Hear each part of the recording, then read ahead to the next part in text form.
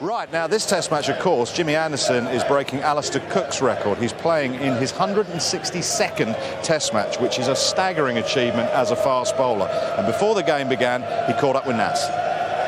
Jimmy, many congratulations on the record. When you turned up at Lord's all those years ago, did you ever dream of playing 162 test matches?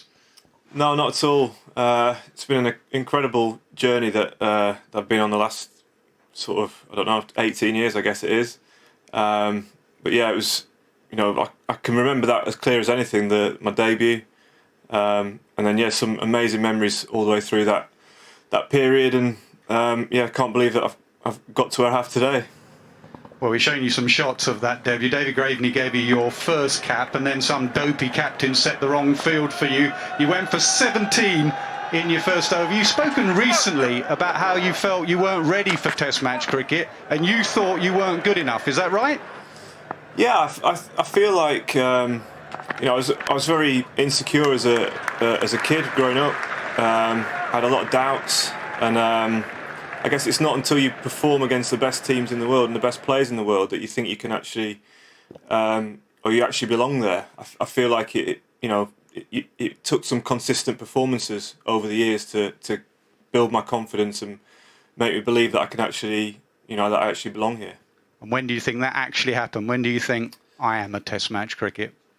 I think probably around 2008, I think it was, where myself and Stuart Broad came in for Matthew Hogarth and Stephen Harmison. Peter Moore was the coach at the time, gave us that confidence and responsibility almost to say he believed in us. And, when you see two guys that have been such a huge part of English cricket through a successful period as well, as Stephen and Matthew, to replace them, I think that, it gave us a lot of confidence that, when someone believes in you like that, it feels like you can make that step up. And I think from then on, we didn't look back. You go past your good friend, Alistair Cook. Has he been in touch? Has he sent you a message? Yeah, I spoke to him last night. He rang me last night to congratulate me. It's incredible that someone like him, who I look up to so much and have so much respect for, that I'm actually going past him. We've been close mates for many years, and it's it was just a shame that he's not managed to make it this far, so to share the experience. It's one thing a batsman doing it, that was remarkable. An opening bowler playing 162 test matches. What are the secrets of your longevity? I think a lot of it's luck. A lot of it is, I've been born with a body that can cope with the pressures of bowling. I do work hard at my fitness, and I think it's trying to stay hungry. I still feel like I've got a lot to got a lot to give the game. I feel like I can still take wickets. So it's about just turning up every day and having that hunger to improve and to get better at whether it's your fitness or your bowling skills. And I think I've still got that, and that's probably helped me throughout the years, and hopefully that'll help me carry on for a little bit longer. Have you had to change your fitness and your diet over time? Yeah, absolutely. I feel like that certainly the older I've got, the more I've got to focus on the fitness side of things. I'm very conscious of my diet now as well. Probably drink a lot less than I used to. I think that the game in general has changed in that way. We're very much more focused towards nutrition and fitness now than we ever have been. So it's great to be a part of that, and I'm really enjoying it. What about central contracts? You and Stuart Broad, if Stuart played here, I think it's about 310 test matches between you. I know you love playing for Lancashire, but central contracts must have been hugely beneficial to the pair of you. Yeah, of course. There's no way that I'd have played this many tests without a central contract. We've been very fortunate to play in this era, and we appreciate that. We know how hard it was for bowlers in years gone by when they've had to go through the rigours of a test match and then have to go straight back to the counties and play for them. So having the extra breaks, having that extra sort of time to keep the body in good shape has been amazing. And I think also the fact that, I think Stuart would say this as well, the fact that we've not played one-day cricket since 2015 has also benefited us.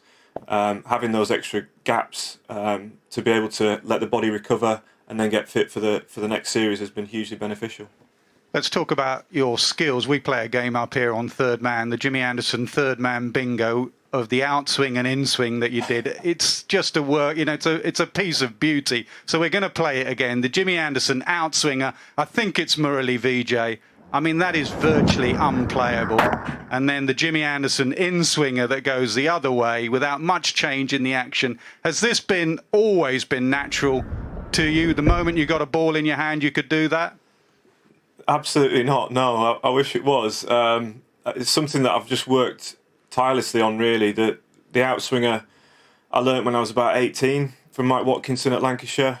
And then the in-swinger took probably the best part of 5-6 years to actually feel confident to bowl in a match. It took so much practice to get that right.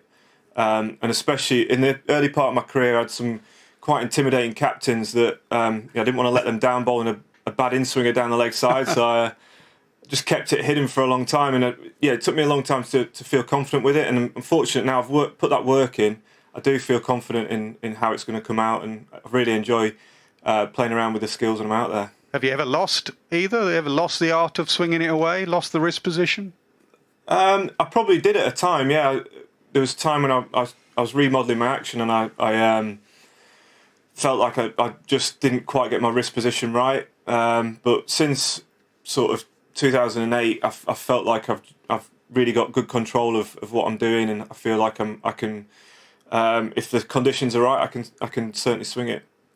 And you're also a lesson of a cricketer that has to take his game on even more to get great players out. I'm going to show you 2 great players out that you got out with wobble seam deliveries. How long did it take you to work out the wobble seam, and how difficult a ball is it to bowl?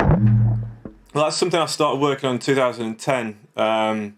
Just before the Ashes, we felt like we needed something different in Australia because we knew it didn't swing. Kookaburra didn't swing for that long. So it didn't take me that long, actually, considering how long it took me to learn to swing the ball. The wobble seam was a lot easier. It's just a straight ball that you're trying to get to hit either side of the rope and move either way. I don't know where it's going to move. I'm just trying to look to hit an area and be as accurate as I can with it, and hopefully it'll do something off the seam.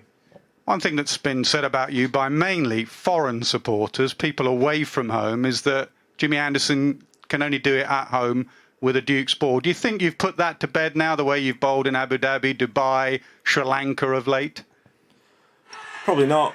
Probably not. There'll still be people that have that opinion of me. Again, that is something I've had to work really hard at. I did really struggle at the start of my career, going away, bowling with a Duke ball in conditions that weren't suitable for fast bowling. So it's something that I've really put a lot of effort into finding the skills and finding the ability to be able to perform in all conditions. We've mentioned him a few times, but how important has Stuart Broad been on this journey? Yeah, he's been massively important. We've certainly the last 10 years we've really struck up a good friendship on and off the field. I think we drive each other every day. We drive our standards every day, and we try and help each other as much as we can. And I don't think I would have got to here without him. And bowling coaches, you've had a few over the years. Which ones have been important? I'll take you back to a wicket you got. I think you got Chris Rogers out and you were pointing up to David Saker on the balcony. There's people off the field that have helped you as well. Yeah, absolutely. I mentioned Mike Watkinson, who actually taught me to swing the ball, which I think is pretty important. He was my first coach at Lancashire.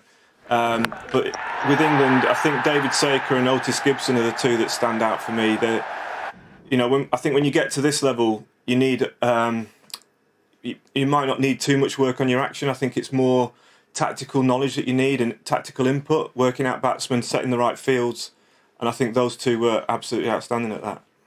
How would you describe your batting, Jim? We've not mentioned your batting. Your most important innings for the country was at Cardiff with Monty, and also remarkably, you got 81 at Trent Bridge. I mean, you must have enjoyed every single moment of that.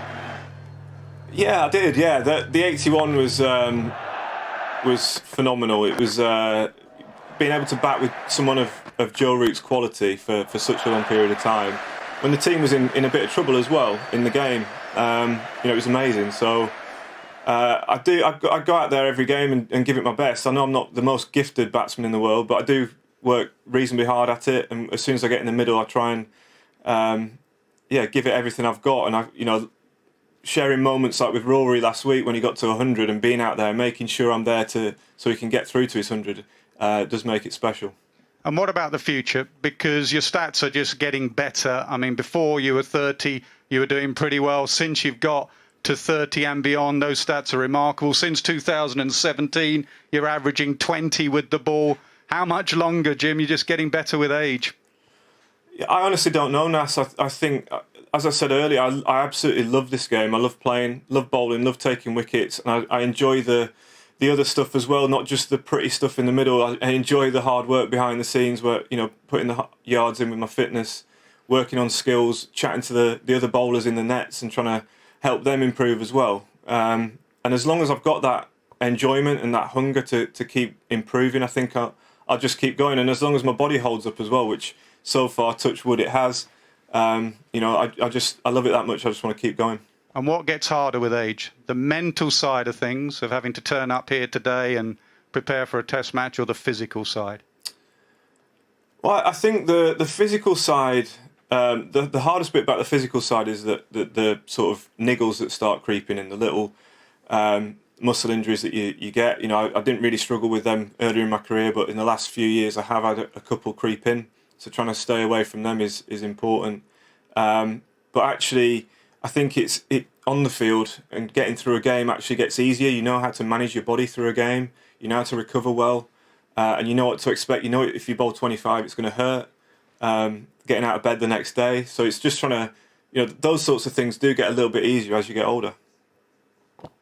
Jim, good luck this week. It's a magnificent achievement. Thanks, Nas. It really is, and he's on 616 test match wickets, and he's 6 away from 1,000 in first-class cricket. And you played in his debut test, didn't you? I did. I remember when he first came about. Actually, we were in Australia on tour there. He was part of the academy just before that, and he didn't say a word. He literally, there was this lad who turned up. We knew he had a bit of pace. He was much quicker than he is, and he was more of a fast bowler than he was a swing bowler. Literally just used to come around with us, never said anything. On his debut, he had that sort of streak in his hair, all of that, and it got overcast at Lord's. That's what I remember. And all of a sudden, I was at short leg, and wickets kept falling. So he had that gift. I suppose you talk about batsmen, however they do it, they can score runs. He had the gift of taking wickets. Took him a little while, 5 or 6 years, which is a good lesson for selectors, coaches, everyone, to actually find it and become a mainstay. Since then, he's one of our best ever sportsmen.